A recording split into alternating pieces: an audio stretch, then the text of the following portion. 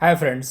आज से मैं इंडियन पॉलिटी की सीरीज़ स्टार्ट कर रहा हूँ। मैं वैसे तो काफ़ी सीरीज़ में स्टार्ट भी कर रहा हूँ, उस पर काम भी कर रहा हूँ, लेकिन यूपीएससी के एस्पेक्ट्स में प्रेसिडेंट ऑफ इंडियन पॉलिटी की जो सीरीज़ है, मैं कोशिश करूँगा कि फरवरी एंड तक मैं कंप्लीट कर दूँ, जिससे कि अभी जो एम आ रहा है या फिर यूपीएससी प्रीलिम्स आ रहा है 2025 का, तो उस एक्सपेक्ट में मैं जाना चाहता हूँ। और इसके साथ साथ मैं इसके पी और लास्ट 10 to 20 ईयर्स के जो यूपीएससी के पी हैं, सीडीएस एनडीए, उसको भी मैं डिस्कस करूंगा इंडियन पॉलिटी का। तो आज मैं भी शुरू करता हूँ प्रेसिडेंट ऑफ इंडिया। अब प्रेसिडेंट ऑफ इंडिया ही मैंने क्यों चूज़ किया, इसके पीछे एक रीज़न है। क्योंकि प्रेसिडेंट ऑफ इंडिया का अगर आप देखोगे ना, पूरा आर्टिकल वाइज अगर जाओगे आप, तो लेजिस्लेटिव फंक्शन में आप देखोगे तो पार्लियामेंट का पार्ट कवर होता है। एग्जीक्यूटिव में देखोगे तो जितनी भी कॉन्स्टिट्यूशनल बॉडीज़ हैं उससे उनका कनेक्शन है। साथ ही साथ आप ऑर्डिनेंस पावर भी देख लेते हो, साथ उसके इमरजेंसी के साथ भी कनेक्शन है। तो ओवरऑल एक तरह से आप जब प्रेसिडेंट ऑफ इंडिया को ऐसा देखते हो ना, सेंटर में रखते हो, तो सबके साथ उनका कनेक्शन है। तो ओवरऑल आप एक तरह से समझ लेते हो कि अच्छा, एक वर्जन आपका समझ में आता है कि हमारा कॉन्स्टिट्यूशन क्या है। बस यहाँ पे फंडामेंटल राइट्स और फंडामेंटल ड्यूटीज वाले टॉपिक नहीं कवर होते, सिटीजनशिप वाले टॉपिक नहीं कवर होते यहाँ पे, लेकिन समवेयर यहाँ पे कनेक्शंस काफ़ी कुछ स्टैब्लिश हो जाता है। वही अगर आप जाके इसके बाद पीएम पढ़ोगे तो देखोगे वहाँ पे प्रेसिडेंट साहब का रोल है। वाइस प्रेसिडेंट पढ़ोगे तो भी थोड़ा सा आपको कनेक्शन मिलेगा। जब गवर्नर पढ़ोगे तो आप कंपेयर कर लोगे। तो इसीलिए मेरा जो फेवरेट टॉपिक है जिससे मैं शुरुआत करता हूँ हमेशा, वो है प्रेसिडेंट ऑफ इंडिया का टॉपिक। वैसे टॉपिक अपने आप में काफ़ी लंबा है, आप लक्ष्मीकांत में देख लीजिए या फिर कोई भी आप स्टैंडर्ड बुक में देखिए, अपने आप में काफ़ी बड़ा टॉपिक है। इसलिए इसको मैं 2-3 पार्ट में कवर करूँगा। और अभी शुरू करते हैं ये टॉपिक, जो हमारे राष्ट्रपति साहब हैं। अब इसके लिए आपको बता देता हूँ मैं, जो इनके मेन प्रोविज़न है आर्टिकल नंबर 52 से लेके आर्टिकल नंबर 62 तक है इनके ऊपर पूरा। उसके बाद वाइस प्रेसिडेंट का टॉपिक चालू हो जाता है 63 से। लेकिन और भी ऐसा नहीं कि बीच बीच में इनके लिए आर्टिकल है। आर्टिकल नंबर 123 ऑर्डिनेंस पावर से है, आर्टिकल नंबर 72 पार्डनिंग पावर से है इनके रिलेटेड, तो उसके ऊपर भी हम बात करेंगे। लेकिन आप 52 से 62 देखेंगे ना, तो पूरी तरीके से प्रेसिडेंट ऑफ इंडिया के बारे में ही डील करते हैं।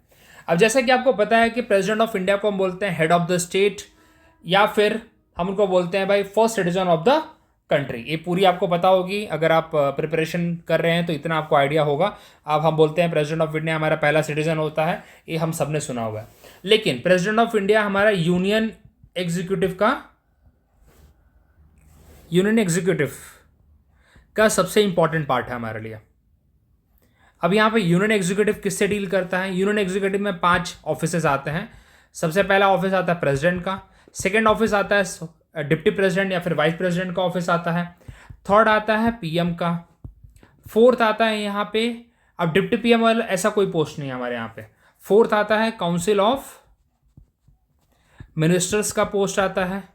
और उसके बाद एक और यहाँ पे इंपॉर्टेंट यूनियन एग्जीक्यूटिव है, वो है अटॉर्नी जनरल।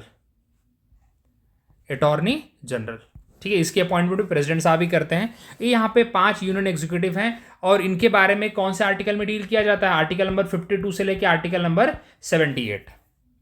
अब यहाँ पे एक एक आर्टिकल हमें देखिए, हर एक आर्टिकल हमें लर्न करने की, हर एक आर्टिकल हमें कंठस्थ हो, लर्न हो, बिल्कुल ज़रूरी नहीं है। लेकिन हमें कुछ इंपॉर्टेंट आर्टिकल्स पता होने चाहिए। एग्जाम में आजकल डायरेक्ट क्वेश्चन आते हैं, एग्जाम में आजकल बेयर एक्ट से क्वेश्चन आते हैं, वो भी हम इसके साथ ही डिस्कस करेंगे। इसलिए मैंने मेक श्योर किया है कि जहाँ पे आर्टिकल की ज़रूरत हो वो मैंने अपने इस नोट्स में मेंशन करके रखा हो। चलिए आगे बढ़ते हैं कि इनके प्रेसिडेंट ऑफ इंडिया में क्या एलिजिबिलिटी होती है, कैसे इलेक्शन होते हैं, ये पूरा डिस्कस करते हैं। आपको पता है बहुत इंपॉर्टेंट है, बार बार क्वेश्चन यहाँ से रिपीटेड टाइम्स पूछे गए हैं। एलिजिबिलिटी क्या है भाई? He should be the citizen of India. अब यहाँ पे एक आपको चीज़ बताना चाहता हूँ मैं।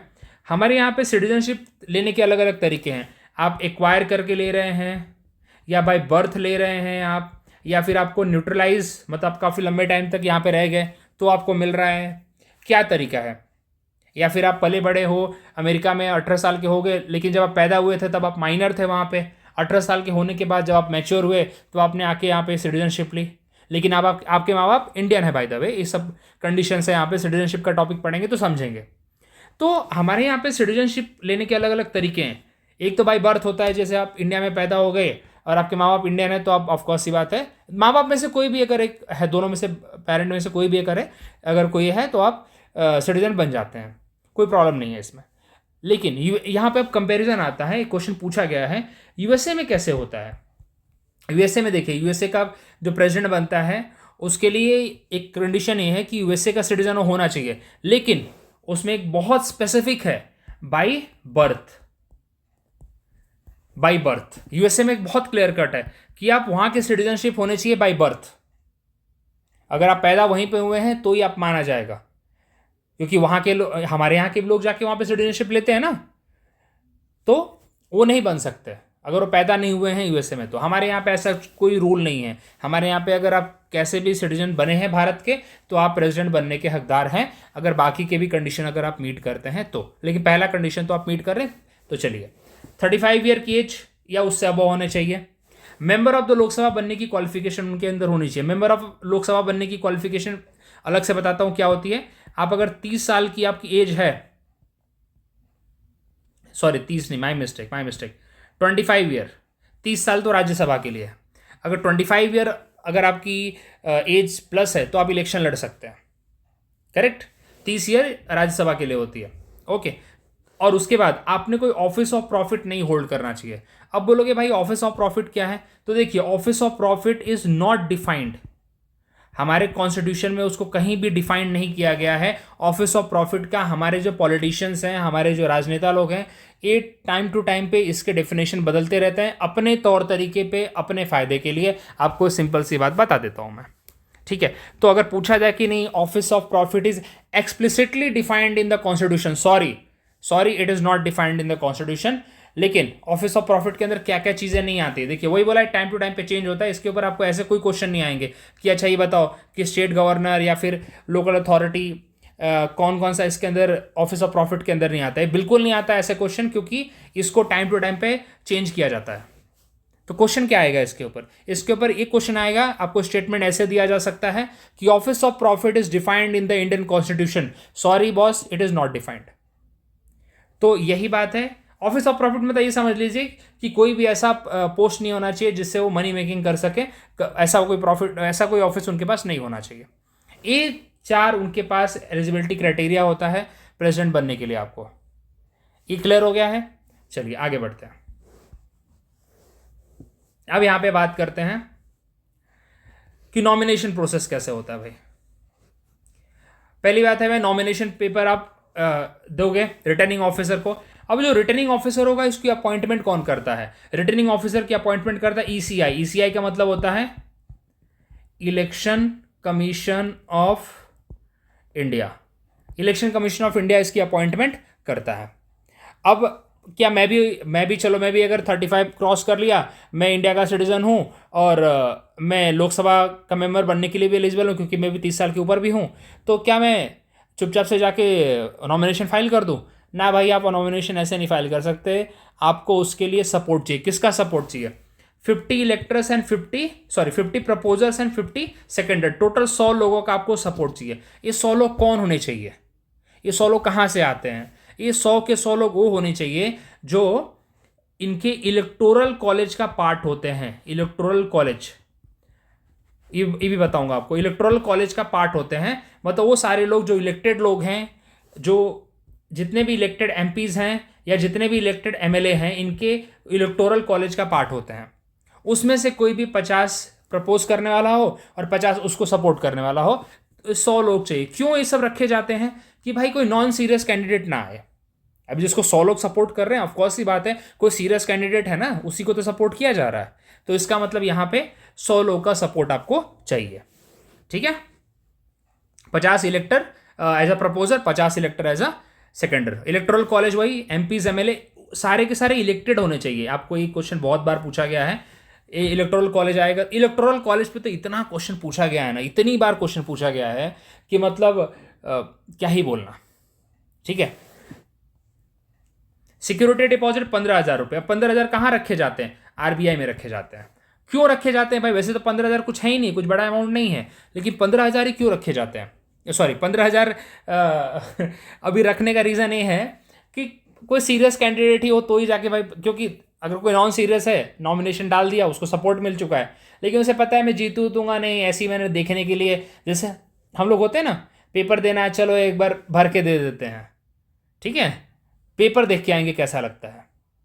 तो वैसा कुछ यहाँ पे नहीं चाहिए ना भाई, यहाँ पे टाइम जाता है, यहाँ इनकी टाइम की वैल्यू है।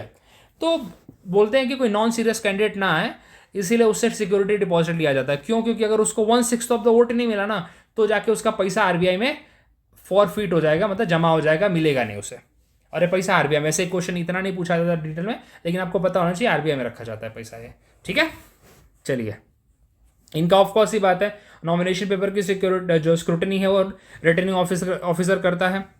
और जो भी अगर उसमें कुछ घोटाला वोटाला रहा, उसके अंदर कुछ पेपर क्लियर नहीं रहे, तो ऑफकोर्स सी बात है नॉमिनेशन रिजेक्ट कर दिया जाएगा, कोई बड़ी बात इसमें नहीं है। और नॉमिनेशन कितने दिन बाद आप फाइल कर सकते हो? तो जनरली 14 दिन के अंदर, जब आपका इलेक्शन का अनाउंसमेंट हो गया तो 14 दिन के अंदर आप नॉमिनेशन फाइल कर सकते हो। ठीक है। और इनकी अभी एक और बात बताता हूँ, चलते चलते बोल देता हूँ मैं, कि इनका इलेक्शन कराता कौन है? इनका इलेक्शन कराता है election commission of India. Election commission of India 4 office के इलेक्शन कराता है, प्रेसिडेंट का, वाइस प्रेसिडेंट का, लोकसभा का, लोकसभा राज्यसभा दोनों ले लीजिए आप, तो पार्लियामेंट कायदे से। और फोर्थ है स्टेट लेजिस्लेचर का, म्यूनसिपैलिटी का और पंचायत का या लोकल बॉडीज ओवरऑल आप कह लीजिए, उनका इलेक्शन कराने के लिए स्टेट इलेक्शन कमीशन को गठन किया गया था by the 73rd and 74th constitutional amendment act. ये चारों यहाँ पे इलेक्शन कमीशन ऑफ इंडिया करता है। ठीक है, ये पूछे गए क्वेश्चन है, ये मैं बता देता हूँ आपके साथ ही साथ। चलिए देखिए, ये ऑफकोर्स आपने पढ़ ही लिया पूरा। इंपॉर्टेंट नोट अभी तक हमें समझ में आ चुका है कि 50 प्रपोजर 50 इलेक्टर इसलिए रखे जाते हैं, ये सीरियस कैंडिडेट है। रिटर्निंग ऑफिसर कौन होता है? सेक्रेटरी जनरल ऑफ लोकसभा या फिर राज्यसभा, दोनों हाउस में से कोई भी एक हो सकता है, डिपेंड करता है इलेक्शन कमीशन ऑफ इंडिया किसको अपॉइंट कर रहा है। जनरली इस लेवल के क्वेश्चन नहीं आते हैं, फिर भी फॉर योर काइंड इन्फॉर्मेशन मैंने यहाँ पे डाल दिया है। तो अभी तक हमने 2 टॉपिक कर लिए प्रेसिडेंट के अंदर। पहला कि उनका इलेक्शन के लिए एलिजिबिलिटी क्राइटेरिया क्या है, पहला हमारा सबसे पहले वही हमने डिटेल में किया है। और नॉमिनेशन के लिए क्या क्या कंडीशंस है, कैसे सपोर्ट उनको मिलना चाहिए, और कितना रुपया डिपॉजिट करेंगे, ये 2 चीज़ें हमने कर लिया है। चलिए आगे बढ़ते हैं। अभी सबसे वेरी वेरी इंपॉर्टेंट, इसके ऊपर जब तक पेपर होगा यूपीएससी का, तब तक मान लीजिए इसके ऊपर से क्वेश्चन आने ही आने हैं। इलेक्टोरल कॉलेज, मतलब कौन कौन उनके इलेक्शन में पार्ट लेता है, कहने का मतलब ये है। यहाँ पे पहली बात, जहाँ पे मैंने इलेक्टेड को हाईलाइट किया, बहुत इंपॉर्टेंट है, elected member of the parliament. देखिए आपको बताता हूँ मैं क्यों बोला था मैंने प्रेसिडेंट इंपॉर्टेंट है, क्योंकि प्रेसिडेंट के अंदर सब कवर हो जाता है मोटा मोटा। फिर आप हर एक पार्ट को धीरे धीरे आराम से करिए, लेकिन पहले प्रेसिडेंट कर लीजिए, हर एक पार्ट के बारे में कुछ ना कुछ आइडिया मिल जाएगा, एक ओवरऑल आपको आइडिया मिल जाएगा हमारे कॉन्स्टिट्यूशन के, हमारे एडमिनिस्ट्रेशन के बारे में। चलिए, पार्लियामेंट के अंदर कितनी सीट्स होती हैं भाई? टोटल है भाई, अभी स्ट्रेंथ जो इस टाइम पे है 545 की, सॉरी 543 की है। अभी 2 एंग्लो इंडियन थे, अब वो नहीं है, अब उसको उनकी अपॉइंटमेंट या नॉमिनेशन वहाँ पे अब बंद कर दिया गया है। आई थिंक एक 104th कॉन्स्टिट्यूशनल अमेंडमेंट एक्ट था वो। ओके, तो 2020 से ही खत्म है, अभी नहीं करता, अभी उनकी अब नॉमिनेशन नहीं होगी। तो 543 सीट्स हैं हमारे पास। ठीक है, 543 लोकसभा में है, और इस टाइम पे राज्यसभा में कितनी है? 245 है। लेकिन राज्यसभा में क्या है, 12 नॉमिनेटेड लोग भी आते हैं। तो क्या 12 नॉमिनेटेड लोग पार्ट लेंगे इनके इलेक्शन में? ये 12 नॉमिनेटेड लोग यहाँ पे पार्ट नहीं लेंगे, सिर्फ और सिर्फ यहाँ पे इलेक्टेड लोग पार्ट लेंगे, जो यहाँ पे 5। अब क्वेश्चन ऐसे आ सकता है कि Lok Sabha and Rajya Sabha entirely take part in the election of the president. Sorry, the statement is wrong, statement is wrong. Rajya Sabha के अंदर नॉमिनेशन आता है। अब ऐसा क्वेश्चन है कि लोकसभा एंटायरली टेक पार्ट, तो यस वो स्टेटमेंट करेक्ट होगा। लेकिन 2020 से पहले क्वेश्चन पूछा होता तो गलत होता, क्योंकि 2020 से पहले क्या था, 2 नॉमिनेटेड मेंबर भी आते थे। तो इसीलिए स्टेटमेंट ऐसे बनाए जाते हैं। क्वेश्चन अगर पूछा जाए एंटायर पार्लियामेंट टेक पार्ट, तो नहीं भाई, पार्लियामेंट नहीं, सॉरी एंटायर लोकसभा राज्यसभा नहीं, entire Lok Sabha plus elected member of the Rajya Sabha, ऐसा क्वेश्चन पूछा जा सकता है, कोई बड़ी बात नहीं है। Entire Lok Sabha plus elected member of Rajya Sabha, ये स्टेटमेंट चलेगा, क्योंकि एंटायर लोकसभा में अब बने ही कितने लोग हैं, 543 हैं, और सारे के सारे इलेक्टेड हैं। नॉमिनेशन तो खत्म हो गया ना लोकसभा से, इसीलिए ऐसा क्वेश्चन बन सकता है। ठीक है, अब बात करते हैं elected member of the legislative assemblies. जितने भी स्टेट हैं उनकी लेजिस्लेटिव असेंबली में जितने भी इलेक्टेड लोग हैं, नॉमिनेटेड नहीं भाई, सारे के सारे इलेक्टेड लोग, बिल्कुल वो सारे के सारे इलेक्टेड लोग यहाँ पे पार्ट ले सकते हैं। अब ये क्वेश्चन आपके दिमाग में आएगा, अच्छा एक बताओ कि प्रेसिडेंट का इलेक्शन चल रहा है लेकिन महाराष्ट्र की असेंबली डिसॉल्व हो गई है, महाराष्ट्र में इलेक्शन हो रहे हैं अभी, ऐसा मान के चलते हैं, तो क्या महाराष्ट्र वहाँ पे पार्ट लेगा? तो ना भाई, महाराष्ट्र पार्ट नहीं लेगा। सिंपल सी बात है, महाराष्ट्र उस टाइम पे पार्ट नहीं लेगा, बिकॉज महाराष्ट्र की असेंबली डिसॉल्व है, या फिर जो भी वहाँ पे फ्रेश इलेक्शन हो रहे हैं तो होने दो, वो यहाँ पे प्रेसिडेंट के इलेक्शन में पार्ट नहीं लेगा। क्या इस टाइम पे जेएनके पार्ट ले रहा है? जेएनके के लिए अभी तक कुछ ऐसी बात बोली नहीं गई है, इलेक्टोरल कॉलेज में अभी तक उसका नाम नहीं जोड़ा गया है। अभी तक सिर्फ जो हमारे दिल्ली और पुडुचेरी है जिसको 70th कॉन्स्टिट्यूशनल अमेंडमेंट एक्ट के बाद ऐड किया गया था इलेक्टोरल कॉलेज में। इसका मतलब क्या है कि सिर्फ जो जितने भी हमारे पास सेंट्रली गवर्न जो स्टेट है, हमारे यूनियन टेरिटरीज हैं, उसमें दिल्ली, पुडुचेरी एंड जेएनके यहाँ पे लेजिस्लेटिव असेंबली है, लेकिन जेएनके को अभी तक ऐड नहीं किया गया है। सिर्फ दिल्ली और पुडुचेरी ही चल रहे हैं, J and K is still not added. Please remember that, कहीं फ्लो में एग्जाम में आ जाए कि Delhi elected member of Delhi, Puducherry and J and K, तुमको लगे कि हाँ जेएनके में तो लेजिस्लेटिव असेंबली है, जेएनके के लोग पार्ट लेने चाहिए। अरे नहीं पार्ट लेते भाई, जेएनके के लोग नहीं, जेएनके के इलेक्टेड मेंबर्स को नहीं जोड़ा गया है अभी तक, बार बार बोल रहा हूँ मैं। चलिए, नॉमिनेटेड मेंबर्स, एंग्लो इंडियन तो हटा ही दो। राज्यसभा के नॉमिनेटेड मेंबर जो 12 नॉमिनेट किए जाते हैं ना, जहाँ पे रेखा मैडम को भी आपने देखा होगा कभी, ठीक है। अब बड़े बड़े लोग, वैसे वो रास्ता उन्होंने खुद अपने लिए बनाया है कि हम इलेक्शन ना जीत पाए तो वहाँ से घुस जाएं। एक रास्ता उन्होंने खुद के लिए बनाया। जब पीएम का टॉपिक पढ़ाऊंगा ना तो बताऊंगा कि कितने लोग नॉमिनेट होकर राज्यसभा के थ्रू पीएम बने हैं, ठीक है, बताऊंगा मैं आप लोगों को। तो चलिए, तो ये दे डू नॉट पार्ट, तो एग्जाम में दिमाग में रखना है कि इलेक्टेड इलेक्टेड इलेक्टेड, सिर्फ इलेक्टेड लोग यहाँ पे पार्ट लेंगे, नो नॉमिनेशन। कोई नॉमिनेटेड मेंबर यहाँ पे पार्ट नहीं ले रहा भाई, ठीक है, वो स्टेट का हो या फिर अपना लोकसभा या राज्यसभा का हो। इसीलिए यहाँ पे जो बार बार लाइन रिपीट हुई थी ना, इलेक्टर्स इलेक्टर्स, ठीक है। चलिए आगे बढ़ते हैं। अब यहाँ पे इनकी वोटों की गिनती, भाई देखो एग्जाम में यही पूछा जाता है, proportional representation system and single transferable vote. ये टॉपिक आपको कभी डिटेल में समझाऊंगा मैं कि सिंगल ट्रांसफरेबल वोट क्या होता है। वैसे मैंने एक क्वेश्चन यहाँ से पूछा हुआ था, लास्ट ईयर ही पूछा हुआ था यहाँ से, कि सारे एमएलएस की जो वैल्यू ऑफ वोट है, value of vote of each MLA क्या इक्वल होती है?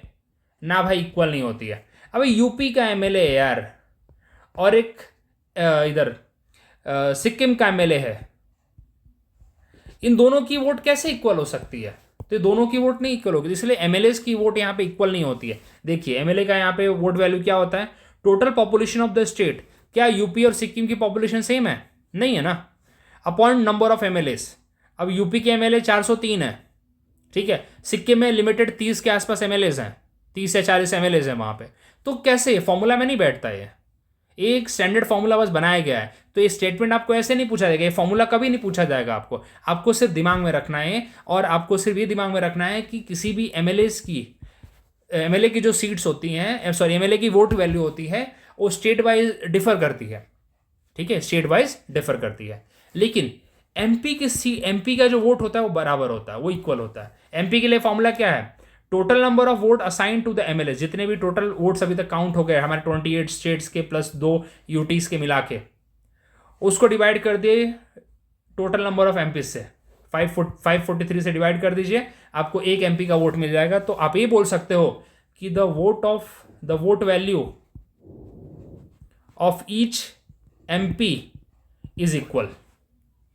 तो दिमाग में यहां से एक बात आपको दिमाग में रखनी है, यहाँ पे एमएलएस की वोट डिफर करती है स्टेट वाइज, लेकिन एमपीज का वोट यहां पे इक्वल होता है। ये यहां से आपको दिमाग में रखना है। चलिए अब देखते हैं सिंगल ट्रांसफरेबल वोट क्या था। ये पार्ट आपको मैं कभी और समझाऊंगा, सिंगल ट्रांसफरेबल वोट यहाँ पे क्या होता है। ऑर्डर बाय प्रेफरेंस होता है वैसे, क्योंकि ये जो इस मेथड के अंदर क्या होता है, जीतने का एक वो है, क्या बोलते हैं, एक फॉर्मूला दे रखा गया है यहाँ पे कि क्या है, total number of valid vote upon 2+1, मतलब कहने का मतलब 50% जितने भी वोट कास्ट हुए हैं +1। ये फॉर्मूला होता है यहाँ पे, जो पर्सन जीतेगा उसको इतनी वोट मिलने चाहिए, ठीक है। तो वो आपको समझाऊंगा कि कैसे होता है उसमें मैं एक और सिस्टम बताऊंगा कि मतलब ये वाला FT क्या होता है यहाँ पे, एक और सिस्टम होता है फर्स्ट पोस्ट 10 समथिंग, एक्चुअली मेरे को दिमाग रिकॉल नहीं कर पा रहा हूँ उसको, मैं वो बताऊंगा और ये भी बताऊंगा, दोनों को कंपेयर करके बताऊंगा मैं। चलिए आगे बढ़ते हैं। टर्म ऑफ ऑफिस क्या होता है भाई, 5 साल का होता है। और क्या जब प्रेसिडेंट कब तक, हमारा मतलब ऐसा तो नहीं है ना जैसे यूएसए में हम देखते हैं कि जैसे डोनाल्ड ट्रंप अभी बने प्रेसिडेंट, क्या डोनाल्ड ट्रंप वापस से इलेक्शन लड़ सकते हैं? डोनाल्ड ट्रंप वापस इलेक्शन नहीं लड़ सकते, क्योंकि यहाँ पे यूएसए में मैक्सिमम आप 2 बार बन सकते हैं, 2 टर्म आप कंप्लीट कर सकते हैं। लेकिन हमारे यहाँ पे ऐसा नहीं है। हमारे यहाँ पे जब तक आपको सपोर्ट मिल रहा है तब तक आप प्रेसिडेंट बने रहिए, आपको कोई रोकने वाला नहीं है। क्या कोई प्रेसिडेंट है जिसने 3 टर्म कंप्लीट किया? तो भाई सॉरी, ऐसा कोई प्रेसिडेंट नहीं है। सबसे जो मैक्सिमम टाइम जिसने अपना टर्म कंप्लीट किया है वो है डॉक्टर राजेंद्र प्रसाद, जो 10 साल के लिए प्रेसिडेंट थे, बाकी और कोई नहीं है। चलिए अब आगे बढ़ते हैं भाई। इनका ओथ कौन लेता है भाई? इनका ओथ लेता है सीजीआई। अब लोगों को डाउट रहता है भाई प्रेसिडेंट का ओथ पीएम लेगा ना? भाई पीएम नहीं लेगा, उसका ओथ लेगा CGI, chief justice of India. अगर चीफ जस्टिस ऑफ इंडिया उस दिन बीमार है भाई, उस दिन कहीं बाहर फॉरेन ट्रिप पे गया, वैसे तो होता नहीं ऐसा जनरली, लेकिन देन टू अगर नहीं है अवेलेबल तो क्या होगा भाई? वो होगा कि जो सबसे सीनियर मोस्ट जज अवेलेबल होगा सुप्रीम कोर्ट का, वो आके उनका ओथ सेरेमनी कंडक्ट कराएगा। सिंपल सी बात है। कोई पीएम नहीं, कोई वाइस प्रेसिडेंट नहीं। लेकिन दिमाग में यहाँ पे ना डाउट रहता है कि यार प्रेसिडेंट का जो ओथ है वो chief justice of India administrate करा रहा है, तो क्या उसका रेजिग्नेशन भी वही एक्सेप्ट करता होगा? नहीं, उसका रेजिग्नेशन वाइस प्रेसिडेंट एक्सेप्ट करता है। तो यहाँ पे दिमाग में रखिए, प्रेसिडेंट का ओथ कौन ले रहा है? सीजीआई। लेकिन इसको रेजिग्नेशन कौन दिला रहा है? मतलब रेजिग्नेशन को किसको दे रहा है? प्रेसिडेंट वीपी को दे रहा है, मतलब वाइस प्रेसिडेंट को दे रहा है। ठीक है, ये दिमाग में रखना है आपको, ऐसे शॉर्ट नोट बना के चलते रहना है, बाकी तो मजा आएगा आपको।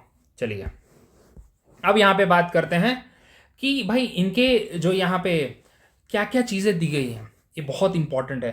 Preserve, protect and defend the constitution. President को बोला जाता है preserver, protector and defender of the constitution. ये स्टेटमेंट सीधा सीधा ऐसे उठा के यूपीएससी में पूछा हुआ है भाई लोग, सीधा ऐसे पूछा हुआ है कि who is the protector of the constitution? President. Who is the protector of the fundamental right? Supreme court. समझ में आई बात? जब फंडामेंटल राइट की बात करेंगे, एफआर की बात करेंगे हम लोग, तो वहां पे हम लोग सुप्रीम कोर्ट को तवज्जो देंगे। लेकिन यहां पे कॉन्स्टिट्यूशन की बात हो रही है, तो कॉन्स्टिट्यूशन की जब हम बात करेंगे, preserve, protect and defend, PPD, तो ये आएगा यहां पे दिस प्रेसिडेंट। ठीक है, अब वही बताया आपको मैंने, जब वो अपना प्रेसिडेंट का ऑफिस लेंगे तो कोई ऑफिस ऑफ प्रॉफिट होल्ड करेंगे क्या? बिल्कुल नहीं। मतलब कहने का मतलब है कि जब प्रेसिडेंट आप पद पे हो ना, तो कोई दूसरा ऑफिस मत होल्ड करो। सिंपल सी बात मेरा ये बोलने का है। चलिए अब यहाँ पे देखते हैं ऑफिशियल रेसिडेंस क्या है। राष्ट्रपति भवन है। क्या राष्ट्रपति भवन में रहने के बाद इनको पैसा वैसा देना पड़ता है क्या? ना भाई, इनको कोई पैसा नहीं देना पड़ता है, फ्री में रहते हैं। और इनकी सैलरी कितनी है? 5 लाख रुपए पर मंथ। मतलब काफ़ी स्कोप है यहाँ पे। ठीक है, बस 35 की एज पूरा करो और आगे बढ़ो। चलिए अभी एक और बात यहाँ पे बहुत बतानी ज़रूरी है कि देखिए क्वेश्चन यहीं से आता है। ये जो मैंने हाईलाइट किया है ना, ये बहुत इंपॉर्टेंट टर्म है। प्रेसिडेंट की सैलरी प्रिविलेजेस, देखिए क्वेश्चन ऐसे आएगा कि द अलाउंसेस या एमोलमेंट्स या प्रिविलेजेस प्रेसिडेंट के कौन डिसाइड करता है? By the constitution. आपको लगता है बाय द कॉन्स्टिट्यूशन? देखो कभी भी पैसे की बात होगी ना, दिमाग में रखो, कभी भी जब पैसे की बात होगी, किसी की सैलरी की बात होगी, पीएम की सैलरी की बात होगी, तो आपको लगता है कि वो कॉन्स्टिट्यूशन डिसाइड करेगा? क्या टाइम के साथ पेमेंट नहीं बढ़ रही है लोगों की, तो क्या हर बार कॉन्स्टिट्यूशनल अमेंडमेंट करेंगे? सोच के देखिए। तो पार्लियामेंट के हाथ में होती है। एक बार जैसे अभी 8th पे कमीशन ला रहे हैं तो सैलरी बढ़ेगी, वापस इनकी भी तो बढ़ेगी। ठीक है, 9th पे लाएंगे तो और बढ़ेगी। तो कहने का मतलब क्या है कि पार्लियामेंट के हाथों में दिया गया है, कॉन्स्टिट्यूशनल अमेंडमेंट नहीं करते रहेंगे सैलरी बढ़ाने के लिए। ठीक है, तो इसीलिए पार्लियामेंट डिसाइड करेगा इनकी सैलरी, प्रिविलेजेस, पेंशन जो भी होगा इनका, ये सब पार्लियामेंट डिसाइड करेगा। लेकिन एक बात बहुत ज़रूरी है, एक बार डिसाइड कर दिया तो फिर बार बार आप चेंज ही नहीं करोगे। बढ़ा सकते हो, घटा नहीं सकते हो। ये बात भी बहुत इंपॉर्टेंट है। ऐसा नहीं कि भाई आपने राष्ट्रपति भवन दिया है और बोले कि नहीं यार बहुत खर्चा हो रहा है, एक काम करते हैं आपको राष्ट्रपति भवन से निकाल के कहीं और भेजते हैं। नहीं नहीं नहीं, जो आपने दे दिया वो दे दिया, अब अगले राष्ट्रपति के साथ देखना क्या करना है तुम्हें, यहाँ पे तो ये फिक्स है भाई, ठीक है। दूसरा राष्ट्रपति बनवाओ, दो जिसको देना है दो। चलिए आगे बढ़ते हैं। लेकिन ये सबसे important, very very important, previously asked question है, PYQ है ये, क्या फाइनेंशियल इमरजेंसी के टाइम हम प्रेसिडेंट की सैलरी कम कर सकते हैं? तो yes, financial emergency article number 360, एक क्वेश्चन पूछा हुआ है, स्टेटमेंट था 2000, आई थिंक, मुझे याद नहीं आ रहा कौन से ईयर का क्वेश्चन पेपर है वो, 1998 के टाइम का हिसाब से पेपर, उसमें एक क्वेश्चन पूछा हुआ था कि during the financial emergency the salary of the high court जज एंड द सुप्रीम कोर्ट जज कैन नॉट बी रिड्यूस्ड। तो देखिए, प्रेसिडेंट की भी रिड्यूस की जाती है, प्लस सुप्रीम कोर्ट के जज की, हाई कोर्ट के जज की भी रिड्यूस की जा सकती है, कोई बड़ी बात नहीं। तो फाइनेंशियल इमरजेंसी हमारी कंट्री में आज तक कभी लगी नहीं है, लेकिन इन अ केस अगर लगेगी इन फ्यूचर, कभी होता है ऐसा, ना हो वैसे, तो उस टाइम पे प्रेसिडेंट के साथ साथ इनकी भी सैलरी रिड्यूस की जा सकती है। ये क्वेश्चन पूछा हुआ है, ठीक है। अब ये मुझे बताइए, क्या प्रेसिडेंट लोकसभा का पार्ट होता है या राज्यसभा का पार्ट होता है? पहली बात, प्रेसिडेंट ना लोकसभा का पार्ट होता है ना राज्यसभा का पार्ट होता है। प्रेसिडेंट एक अलग से ऑफिस है, प्रेसिडेंट एक अलग से ऑफिस है, मतलब इन तीनों को मिला के बनता है पार्लियामेंट। एक क्वेश्चन ये भी पूछा हुआ है, parliament comprises of Lok Sabha, Rajya Sabha and PM, Lok Sabha, Rajya Sabha and speaker, Lok Sabha, Rajya Sabha only, Lok Sabha, Rajya Sabha and president. So Lok Sabha and Rajya Sabha and president, ठीक है। Lok Sabha lower house, Rajya Sabha upper house and president, तीन ऑफिस को जोड़ेंगे तो अब पार्लियामेंट बनता है, ठीक है। क्या प्रेसिडेंट लोकसभा या राज्यसभा दोनों में से किसका पार्ट है? भाई दोनों में से किसी का पार्ट नहीं है, बार बार रिपीट कर रहा हूं मैं। So parliament, sorry, president is not a part of it, president is a separate office in the parliament, in the parliament. इसीलिए आपको एक चीज बताना चाहता हूं, कभी भी बिल पास होता है, लोकसभा से पास होगा तो राज्यसभा जाएगा, और यहां से भी पास हो गया तो फिर प्रेसिडेंट के पास जाएगा। और ऑर्डिनेंस होता है तो ऑर्डिनेंस की शुरुआत कहां से होती है? ऑर्डिनेंस की, सॉरी ऑर्डिनेंस नहीं, माय मिस्टेक, यहां पे तो सॉरी, ऑर्डिनेंस की शुरुआत होती है प्रेसिडेंट से, क्योंकि प्रेसिडेंट के बोलने पे ऑर्डिनेंस इशू किया जाता है, करेक्ट। तो इसका मतलब ऑर्डिनेंस पे पहले ही साइन प्रेसिडेंट की हो चुकी है, फिर उल्टा साइकिल होता है, लोकसभा या फिर राज्यसभा या फिर लोकसभा, मतलब कैसे भी जाओ, लेकिन ऑर्डिनेंस की शुरुआत प्रेसिडेंट से होती है। तो कहने का मतलब तीनों ऑफिस में कोई भी बिल घूमता है, बिना तीनों ऑफिस के घूमे कोई बिल बन ही नहीं सकता, ठीक है। Whether it's a constitutional amendment bill, whether it's a money bill, whether it's any ordinary bill और फाइनेंशियल बिल, जो बिल आप बोलिए, ठीक है। तो ये बात आप दिमाग में रखेंगे कि लोकसभा हो या राज्यसभा हो, क्या बोलते हैं, सॉरी, प्रेसिडेंट लोकसभा राज्यसभा का पार्ट यहाँ पे नहीं होता है। चलिए आगे बढ़ते हैं। वही है, क्या कमर्शियल एक्टिविटी में पार्ट नहीं ले सकता, ये तो आपको पता ही है। Very very important, very very important. जैसे कि हमारा इलेक्टोरल कॉलेज इंपॉर्टेंट था, वैसे ही यहाँ पे इंपीचमेंट इंपॉर्टेंट है। इसके ऊपर हजारों बार क्वेश्चन पूछा हुआ है, स्टेट PCS में दुनिया भर का, UPSC के CDS CAPF बहुत बार क्वेश्चन पूछा हुआ है। अभी सबसे पहला क्वेश्चन ये आता है यहाँ पे, इंपीचमेंट में एंड इलेक्टोरल कॉलेज में कंपैरिजन होता है, एक तरीके से बताता हूँ कैसे। क्योंकि इंपीचमेंट कराने के लिए प्रेसिडेंट के लिए एक टर्म होता है, वॉयलेशन ऑफ द कॉन्स्टिट्यूशन। क्या violation of the constitution defined है? भाई ये डिफाइंड नहीं है। जैसे कि हमने एक टर्म पढ़ा था अभी थोड़ी देर पहले, office of profit. Office of profit defined है क्या? ऑफिस ऑफ प्रॉफिट डिफाइंड नहीं है। उसी तरीके से violation of the constitution defined नहीं है। लेकिन क्या violation of the constitution PM के लिए भी लगता है, सुप्रीम कोर्ट के जज के लिए भी लगता है? नहीं भाई, वॉयलेशन ऑफ द कॉन्स्टिट्यूशन जो ये टर्म है सिर्फ और सिर्फ प्रेसिडेंट के इंपीचमेंट के लिए ही लगता है, बाकी किसी थर्ड पार्टी के, सेकंड पार्टी के इंपीचमेंट के लिए लगता ही नहीं है। इवन इंपीचमेंट जो वर्ड है ना, वो सिर्फ और सिर्फ प्रेसिडेंट के लिए ही यूज किया जाता है। सुप्रीम कोर्ट के जज के लिए भी रिमूवल वर्ड यूज किया जाता है। Impeachment is the term only use for the president, only and only president. कौन से आर्टिकल में mention? Article 61। Very very important, number of time question पूछा हुआ है यहां से। चलिए, अब क्या इंपीचमेंट आप कहीं से भी चालू कर दोगे? इंपीचमेंट में कौन हिस्सा लेगा? क्वेश्चन यहां से आता है। अभी ये सब तो आता ही है। पहली बात आपको बता देना चाहता हूं, इनके इंपीचमेंट में लोकसभा एंड राज्यसभा के ऑल मेंबर, सारे मेंबर्स होते हैं यहाँ पे। लोकसभा के तो सारे मेंबर होते ही होते हैं, राज्यसभा के भी सारे मेंबर होते हैं, ठीक है। अच्छा, एक और बात, चलो इससे याद आ गई, मैं बताना भूल गया, सॉरी। इलेक्टोरल कॉलेज में कौन कौन होता है, एक रिकैप भी ले लेता हूं, एक चीज बताना भूल गया हूं, बता देता हूं आप लोग को मैं।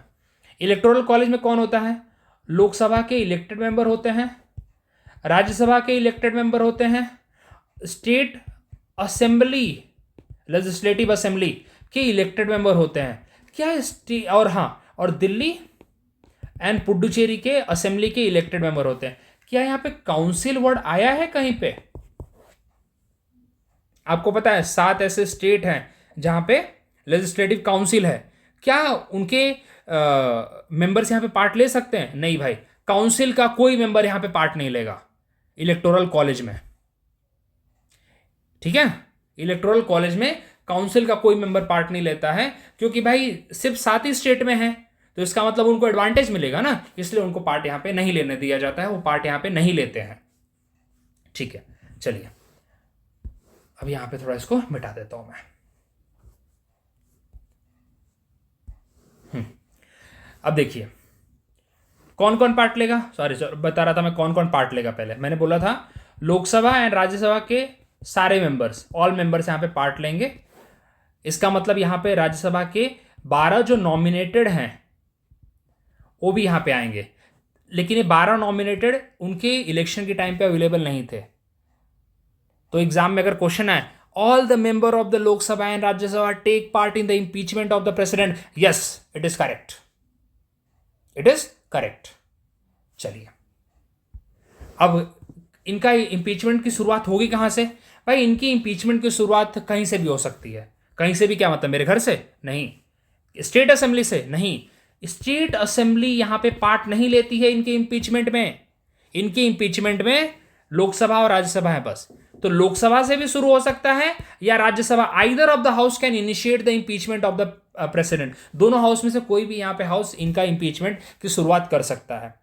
क्या अपनी मर्जी से राहुल गांधी जी बोलेंगे ए चलो हटाओ भी द्रौपदी मुर्मू जी को? कर सकते हैं क्या? नहीं कर सकते हैं। उनको कम से कम, अभी लोकसभा के मेंबर है ना राहुल गांधी जी, तो उनको मैं एग्जाम्पल ले रहा हूं, दिल पे मत लेना, उनको यहां पे कम से कम उस हाउस के, लोकसभा के 1/4 ऑफ द मेंबर्स का सपोर्ट चाहिए, क्योंकि इंपीचमेंट कराना मतलब ऑफकोर्स ये बात है, एक टाइम कंज्यूमिंग प्रोसेस है, पूरा दिन जाएगा उसमें। तो उस दिन आप बाकी वर्किंग चीज़ें बंद करके आपको ये करना पड़ेगा। तो इसका मतलब रीजनेबल ग्राउंड होना चाहिए, रीजनेबल ग्राउंड में वॉल्यूशन ऑफ द कॉन्स्टिट्यूशन होना चाहिए, करेक्ट। आपको वो प्रेजेंट करने के लिए, उसकी शुरुआत करने के लिए 1/4 मेंबर ऑफ द उस पर्टिकुलर हाउस के जहां से शुरुआत हो रही है उसका सपोर्ट होना चाहिए उस मेंबर को जो शुरुआत कर रहा है, ठीक है। मतलब कहने का मतलब है कि अगर 545 इलेक्टेड हैं तो 545/4 कर लीजिए, कम से कम कितने होने चाहिए? 125 के अराउंड कुछ मेंबर होने चाहिए, 125 प्लस के अराउंड कुछ मेंबर का सपोर्ट होना चाहिए। इतना मैथ तो ठीक है लगता है, 125 से ज़्यादा ही होंगे, ठीक है चलो 130 मान लेते हैं, 130-35 इनके साथ होने चाहिए, ठीक है। चलिए तब जाके शुरू होगा, और ऐसे वैसे शुरू भी हो गया। अब वो कहाँ जाएगा फिर? अभी लोकसभा से शुरू हुआ है, लोकसभा से शुरू हुआ है ना, तो लोकसभा में शुरू होगा तो किसको जाएगा? स्पीकर के पास जाएगा। स्पीकर भाई उसका निरीक्षण करेगा, इन्वेस्टिगेशन करेगा, और स्पीकर अलाउ करेगा, ठीक है हम इसको कर सकते हैं, ठीक है। तब क्या होगा आगे? तब सिंपली ये होगा कि उस बिल को, जो भी इनका क्या बोलते हैं इम्पीचमेंट बिल है, जो उसको प्रेजेंट किया जाएगा लोकसभा के अंदर, और वहां पे 2/3 मेजोरिटी से उसको पास करना पड़ेगा। मतलब 545 2/3 मतलब होता है कि जितने उस क्या बोलते हैं प्रेजेंट और वोटिंग है उसका 2/3 होता है यहाँ पे, तो 2/3 से उसको पास करना पड़ेगा। क्या प्रेसिडेंट अपने आप को डिफेंड कर सकता है? बिल्कुल डिफेंड कर सकता है। प्रेसिडेंट को बताना पड़ेगा 14 दिन पहले कि आपके अगेंस्ट इंपीचमेंट चालू होने वाली है, ये सब बताना पड़ता है। तो प्रेसिडेंट को 14 दिन का यहाँ पे टाइम दिया जाता है अपने आप को डिफेंड करने के लिए। प्रेसिडेंट अपने लिए लॉयर जो अपॉइंट करना चाहे for the same matter he can do that, ठीक है। चलिए ग्राउंड्स ऑफ कोर्स क्लियर कर दिया आपको मैंने। आइदर हाउस यहाँ पे कर सकता है, वही चीज़ आपको यहाँ पे नोट्स में भी मिलेगी, वो मैंने एक बार में फ्लो में गया तो पूरा बता दिया मैंने। At least 1/4 of the total member of the house initiate the process, वही आपको बताया मैंने कि जो शुरू कर रहे हैं उस हाउस से, तो उस हाउस के 1/4 उसका सपोर्ट उनको होना चाहिए। कहाँ करेंगे भाई? स्पीकर को देंगे बिल्कुल, अब इनको पर्चा देना पड़ेगा ना स्पीकर को, ठीक है, या फिर चेयरमैन को देंगे, राज्यसभा का है। उसके आगे फर्दर फिर अगर वो कंसिडर करते हैं तो, अगर स्पीकर ने कंसिडर किया तब जाके वो उसके ऊपर बिल, जो उसके ऊपर क्या बोलते हैं, वोटिंग होगी। अगर स्पीकर नहीं बोला हटाओ इसको, फालतू का ये सब, ये वॉल्यूशन ऑफ द कॉन्स्टिट्यूशन नहीं है, तुम्हारी बेवकूफ़ी है, तुम्हारी समझ नहीं है इतनी, तो उसको हटा दिया जाएगा, उसको नहीं माना जाएगा। चलिए, और अप्रूव हो गए तब तो भाई जाके एक हाउस में अप्रूव हो गए तो दूसरे हाउस में भेजा जाएगा। तो आपको क्या लगता है, दोनों हाउस में होना चाहिए ना अप्रूव? बिल्कुल, दोनों हाउस में 2/3 मेजोरिटी से पास होना चाहिए। समझ लिए, राज्यसभा में पास हो गया, लोकसभा में जाएगा। लोकसभा के स्पीकर को वापस से रेटिफाई करने की जरूरत नहीं है, क्योंकि जहां शुरू होता है वहीं पे रेटिफाई करने की जरूरत होती है। उस पर्टिकुलर पॉइंट को, वॉल्यूशन ऑफ द कॉन्स्टिट्यूशन को वहीं पे रेटिफाई किया जाता है। आगे फिर पास उस करने की बात होती है, तो लोकसभा को भी 2/3 से पास करना है। अगर लोकसभा ने नहीं पास किया तो रिजेक्ट हो गया, खत्म, प्रेसिडेंट इंपीच नहीं होंगे। क्या आज तक कोई इंपीच हुआ है? नो प्रेसिडेंट एट इम्पीच्ड, कोई प्रेसिडेंट अभी तक इंपीच नहीं हुआ है, ये बात ध्यान रखेंगे आप, ठीक है। प्रेसिडेंट अपने आप को बिल्कुल वहां पे प्रेजेंट कर सकता है, खुद को डिफेंड कर सकता है, बिल्कुल, ठीक है। सेकेंड हाउस में भी 2/3 मेजोरिटी होनी चाहिए, ये आपको बताया मैंने। फिर जाके रिमूव किया जाएगा वहां से, तो ये बहुत इंपॉर्टेंट पॉइंट है। यहाँ पे स्पेशल मेजोरिटी में तो 2/3 of the total membership in both the houses, इससे पास किया जाना चाहिए। वॉल्यूशन ऑफ द कॉन्स्टिट्यूशन का ग्राउंड होना चाहिए यहाँ पे। एक quasi judicial process, of course ये बात है, आप या इसका नेचर जुडिशरी तो है थोड़ा सा, ठीक है, इसलिए अब प्रेसिडेंट को कोई पनिशमेंट नहीं दी जा रही है यहाँ पे, सिर्फ उसको रिमूव किया जा रहा है। That's why it is called as a quasi judicial process, it is not the entirely judicial process. तो इंपीचमेंट के अंदर देखो, क्वेश्चन यही पूछे जाते हैं बार बार कि कौन से मेंबर प्रेजेंट होंगे। एक क्वेश्चन आपसे पूछता हूं मैं, देखिए, कौन सा ऐसा ऑफिस है, ऑप्शन दूंगा, जो प्रेसिडेंट के इलेक्शन में तो रहता है लेकिन प्रेसिडेंट के इंपीचमेंट में नहीं रहता? Lok Sabha, Rajya Sabha, state legislative assembly या स्टेट लेजिस्लेटिव काउंसिल। इन चारों में से बताइए आप लोग, जब भी अगर कोई वीडियो देखे यहाँ पे, तो बताइए कि इन चारों में से कौन प्रेसिडेंट के इलेक्शन में तो होता है लेकिन प्रेसिडेंट के इंपीचमेंट में नहीं होता। एक क्वेश्चन इस तरह से फ्रेम हुआ था, मैं तो बहुत सिंपल करके बता रहा हूं आप लोगों को। यूपीएससी में इस तरह से फ्रेम हुआ था, पूरी जनता ने लेजिस्लेटिव काउंसिल किया था, बहुत कम ने लेजिस्लेटिव असेंबली किया था। अरे भाई, लेजिस्लेटिव काउंसिल क्वेश्चन क्या है, इलेक्शन में रहता है लेकिन इंपीचमेंट में नहीं रहता है। ये तो दोनों में नहीं रहता ना, तो हटा दो इसको। लोकसभा दोनों में रहता है, राज्यसभा दोनों में रहता है, तो स्टेट लेजिस्लेटिव असेंबली इलेक्शन में रहता है लेकिन इंपीचमेंट में नहीं रहता है। That's why it is the right answer. ऐसे क्वेश्चन सिर्फ यूपीएससी बना सकती है, सिर्फ और सिर्फ यूपीएससी बना सकती है, उनकी ही दिमाग की ऐसी उपज हो सकती है, ठीक है। इस तरह का क्वेश्चन पूछा हुआ है। ये आपको पीआईक्यूज के साथ भी थोड़ा मैं लेके चल रहा हूं, वैसे अलग से मैं पीआईक्यू कराऊंगा पूरा। चलिए आगे बढ़ते हैं। वैकेंसी कैसे क्रिएट होती है प्रेसिडेंट में, इसलिए बोला आपको बहुत बड़ा टॉपिक, ऑलरेडी 40 मिनट के आसपास हो गया है, अभी भी बड़ा टॉपिक है, ठीक है, इसलिए 2 दिन में करा, 2-4 दिन, मतलब 2-3 वीडियो लगेंगे। और अभी देखिए वैकेंसी कैसे क्रिएट होगी, अगर 5 साल कंप्लीट कर लिया तब जाके वैकेंसी क्रिएट होगी, मतलब वहां पे वापस से जॉब क्रिएट होगी भाई अगला प्रेसिडेंट के लिए। रेजिग्नेशन वाइस प्रेसिडेंट को देंगे, ठीक है, मतलब वैकेंसी के लिए आर्टिकल नंबर 56 की बात यहाँ पे हो रही है। चलिए, इंपीचमेंट, अगर इंपीचमेंट कर दिया, मतलब एक तरह से रिमूव कर दिया, तो जाके ऑफिस क्रिएट हो गई और ऑफिस में ही मर गए। वैसे हमारे 2 प्रेसिडेंट की डेथ हुई है ऑफिस में, आप बता सकते हैं कौन कौन से 2 प्रेसिडेंट हैं? दोनों वैसे मुस्लिम है, बाय द वे बताऊं। पहले हैं डॉक्टर जाकिर हुसैन और दूसरे जो हैं उनके ऊपर एक और क्वेश्चन पूछा गया है, फखरुद्दीन अली अहमद। ये वो प्रेसिडेंट है जो हमारे इमरजेंसी के टाइम पे थे, क्वेश्चन पूछा हुआ है यूपीएससी में कि कौन सा प्रेसिडेंट इमरजेंसी के टाइम पे था? फखरुद्दीन अली अहमद, जिनकी ऑफिस में डेथ हुई है। मतलब ऑफिस में डेथ मतलब आए थे और मरने के, ऐसा नहीं, that time he was a president, ठीक है। चलिए, अब इनका डिस्क्वालिफिकेशन का, अगर इलेक्शन के टाइम पे डिस्क्वालिफिकेशन का कोई भी मैटर होता है या उससे रिलेटेड है, तो that is deal by supreme court of India, not by high court. High court नहीं डील करेगा, सुप्रीम कोर्ट डील करेगा इनका, ठीक है। जनरली होता है कि आप अगर ऑफिस ऑफ प्रॉफिट अगर होल्ड करते हो या फिर अपना कॉन्स्टिट्यूशनल पोस्ट का क्या बोलते हैं, हाँ, मेनली ऑफिस ऑफ प्रॉफिट से डील होता है इसका, ठीक है। चलिए, इसमें ज़्यादा कुछ नहीं है। अच्छा, इनकी वैकेंसी क्रिएट हो गई तो कितने दिन में वैकेंसी फिल होनी चाहिए? मैक्सिमम 6 मंथ में इनकी वैकेंसी फिल हो जानी चाहिए। और 6 मंथ उस टाइम पे कार्यकारी प्रेसिडेंट कौन बनेगा? टेम्पररी प्रेसिडेंट कौन बनेगा? वाइस प्रेसिडेंट बनेगा। अगर वाइस प्रेसिडेंट भी नहीं है तो कौन बनेगा? वो बनेगा CJI, chief justice of India. ये पावर होती है चीफ जस्टिस ऑफ इंडिया की। आपको एक केस बताता हूं मैं, अभी बताया ना मैंने कि डॉक्टर जाकिर हुसैन की डेथ हो गई थी। तो डॉक्टर जाकिर हुसैन की जब डेथ हुई थी ना, तो उस टाइम पे, अब डेथ हो गई तो इसका मतलब वाइस प्रेसिडेंट को प्रेसिडेंट की पोस्ट पे आ जाना चाहिए और सीजीआई को वाइस प्रेसिडेंट की पोस्ट पे आ जाना चाहिए, करेक्ट। लेकिन उस टाइम पे वाइस प्रेसिडेंट कौन था? उस टाइम पे वाइस प्रेसिडेंट थे वीवी गिरी साहब थे। वीवी गिरी उस टाइम पे वाइस प्रेसिडेंट थे। उनको लगा यार अच्छा मौका है, अच्छा मौका है, प्रेसिडेंट का इलेक्शन लड़ेंगे अपन। उन्होंने, अब प्रेसिडेंट का इलेक्शन लड़ना है तो आपको ऑफिस ऑफ प्रॉफिट तो नहीं होना चाहिए, इसका मतलब आपके पास जो पोस्ट है उससे आप रेजिग्नेशन दोगे। इन्होंने क्या किया, इन्होंने अपने वाइस प्रेसिडेंट की पोस्ट से रेजिग्नेशन दे दिया। इसका मतलब क्या हुआ? इसका मतलब ये हुआ कि प्रेसिडेंट की पोस्ट तो खाली थी ही थी और वाइस प्रेसिडेंट की पोस्ट भी खाली हो गई क्योंकि वीवी गिरी ने रिजाइन दे दिया। तो अब कौन आएगा? सीजीआई आ जाएंगे यहाँ पे सीधा।